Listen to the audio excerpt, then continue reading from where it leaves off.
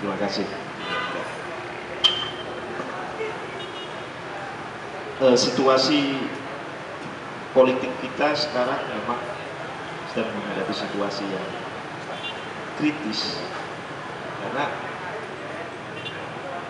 pertarungannya itu bukan antar partai atau apa, tapi lebih pada individual, personalnya, personal, sehingga pertanyaannya itu bukan pada apa yang dibawa dan dikerjakan oleh partai itu, oleh program-program mereka,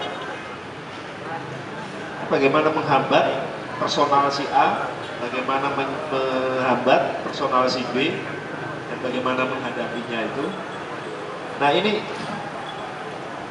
menimbulkan pertanyaan besar. Kalau kita gagal melakukan terobosan-terobosan di parlemen itu, parlemen gagal melakukan terobosan-terobosan, maka bisa terjadi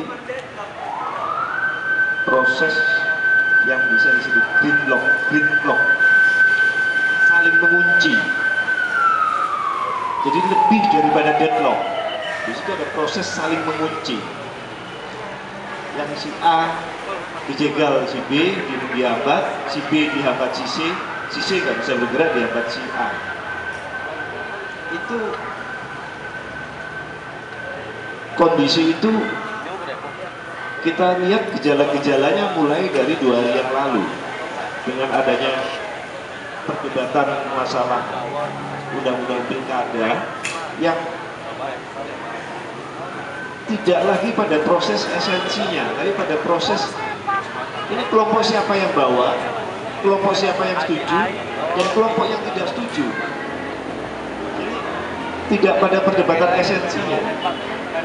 Padahal kalau kita lihat Demokrat berusaha untuk memberikan banyak opsi, tapi nggak juga ditangkap, dan sehingga Demokrat sendiri juga kelihatannya juga jengkel dan menghindar juga, sehingga disebut juga mereka tidak mau ikut terlibat juga dalam hal.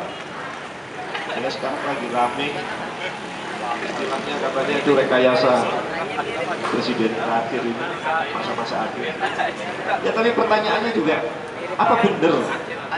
Jadi apa benar sih SBY melakukan hal kayak gini?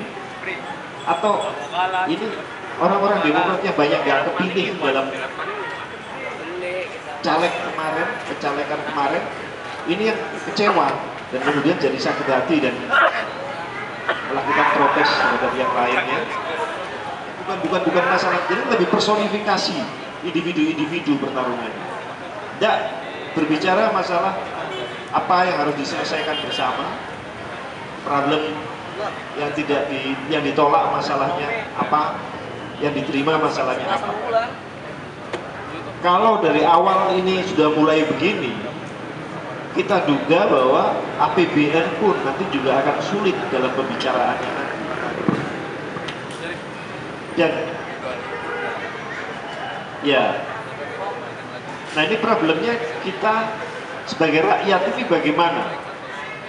Apakah rakyat harus mengawal dan mendorong supaya tetap mencapai 5 tahun atau tidak? Atau memang ini harus dianggap pemilu yang gagal? Atau mungkin nanti ada jalan lain, transaksional lain untuk bisa menyelesaikan kebutuhan itu. Tapi semua pilihan itu pilihan rumit, dan itu agak merugikan bagi kedaulatan rakyat. Itu hanya menguntungkan kelompok-kelompok tertentu saja.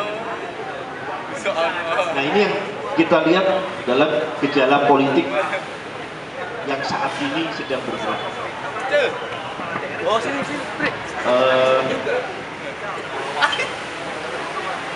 Kita harap semoga ada jalan penyelesaian dalam waktu dekat ini. Mungkin bisa lebih baik, mungkin bisa lebih ini. Kalau enggak ya berarti kita harus siap-siap menghadapi kebutuhan yang saling kunci, dan itu akan ada di proses saling mencari kesalahan satu sama lain, dan semua orang yang terlibat pasti bersalah karena mereka tidak mementingkan rakyat. Terima kasih.